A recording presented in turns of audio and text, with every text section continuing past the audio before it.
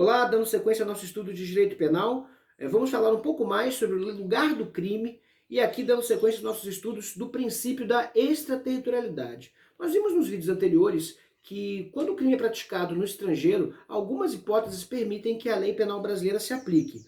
Um grande grupo dessas hipóteses, dada pelo inciso 1º do artigo 7º, vai falar que a territorialidade é incondicionada, ou seja, aplica-se a lei penal brasileira independente de quaisquer condições.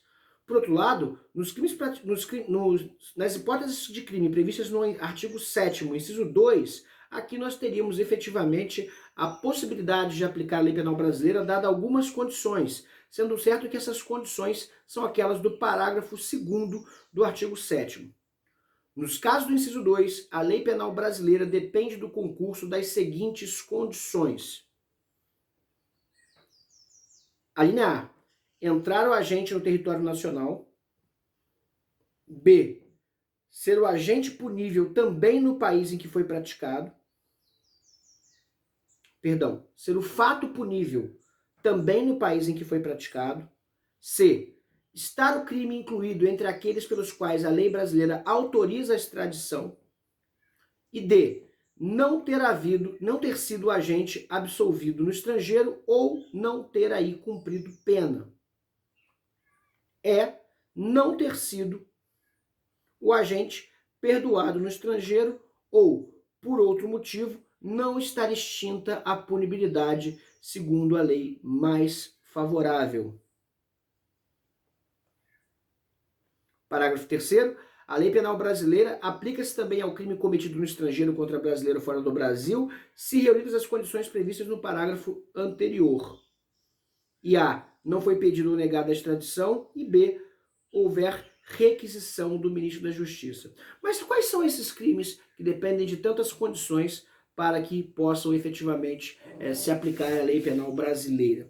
São os crimes do inciso 2 do artigo 7º, quais sejam a linha A, que, por tratado ou convenção, o Brasil se obrigou a reprimir, ou B, praticados por brasileiro. E C, praticados em aeronaves ou embarcações brasileiras, mercantes ou de propriedade privada, quando em território estrangeiro, e aí não sejam julgados. Essas são as hipóteses, portanto, de extraterritorialidade condicionada, ou seja, as hipóteses em que efetivamente são exigíveis algumas condições para que a lei penal brasileira possa se aplicar.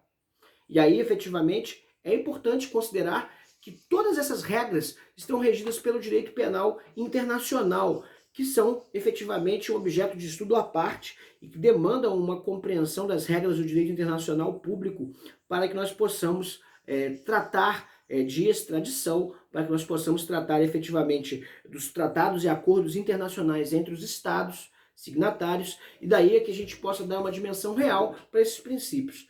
Hoje em dia, é muito importante que esse tipo de consideração seja feito, já que o trânsito de pessoas entre os países é cada vez maior, e efetivamente a possibilidade de fuga também se torna uma realidade bastante coerente com o nosso cenário atual. Vamos lembrar que o nosso Código Penal, apesar de ser de 1940, sofreu reforma em 84, quando nós ainda não tínhamos o mesmo fluxo de pessoas entre os países.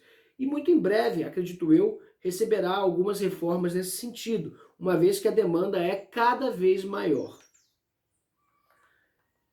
Com relação aos crimes de extraterritorialidade incondicionada, ou seja, aqueles contra a vida ou liberdade do presidente da República, contra patrimônio público ou a fé pública da União, Distrito Federal, do Estado, de Estados, território ou município, empresa pública, sociedade de economia mista, autarquia ou fundação instituída pelo poder público, ou ainda contra a administração pública por quem está a seu serviço, ou ainda de genocídio quando a gente for brasileiro ou domiciliado no Brasil, eu quero considerar com vocês que o agente é punido segundo a lei brasileira, ainda que absolvido no estrangeiro, ou condenado no estrangeiro, tá? Ainda que ele seja absolvido ou condenado, a lei penal brasileira se aplicará.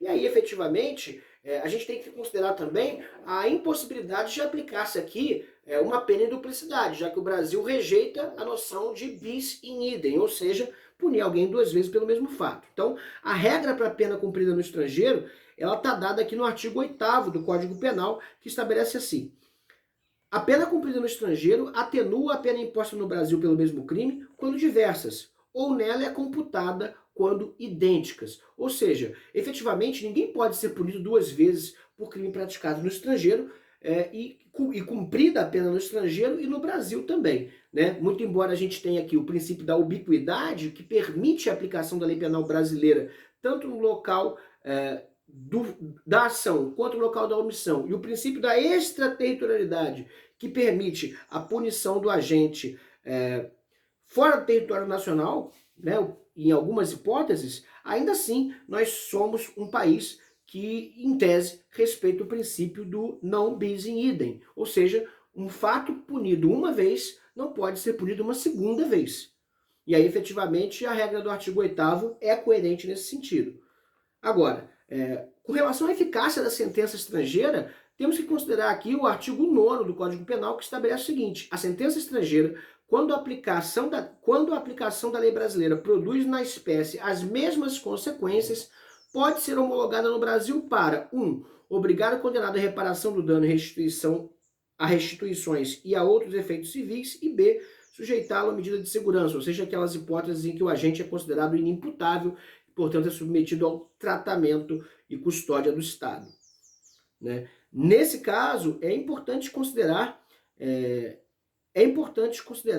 que o parágrafo único estabelece as regras para essa homologação. E o que é a homologação? É realmente o registro da sentença estrangeira no Brasil para sua eficácia no nosso ordenamento jurídico. E aí, quais são as regras para homologação? A. Para os efeitos previstos no inciso 1, ou seja, obrigar o condenado à reparação do dano, restituições e a outros efeitos civis, de pedido de parte interessada, e aí efetivamente é necessário que haja essa homologação, e B, para os outros efeitos da existência de tratado de extradição com o país de cuja autoridade judiciária emanou a sentença ou na falta de tratado de requisição do ministro da Justiça.